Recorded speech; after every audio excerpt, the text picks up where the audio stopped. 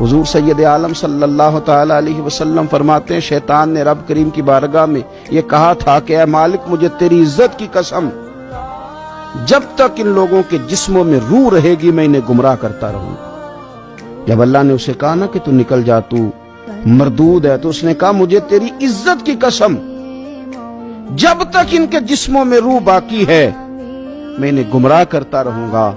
तो मेरे करीम महबूब अलैहिस्सलाम, मदीने वाले प्यारे हबीब अलैहिस्सलाम फरमाते हैं, रब करीम ने फरमाया, सुन ओ इब्लीस,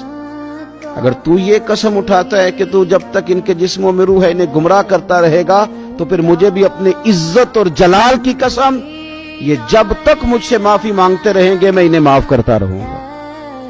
मैं भी इन्हें माफ करता रहूंगा, ये जब जब मुझसे बख्शिश मांगेंगे, जब जब मुझसे बख्शिश मांगेंगे।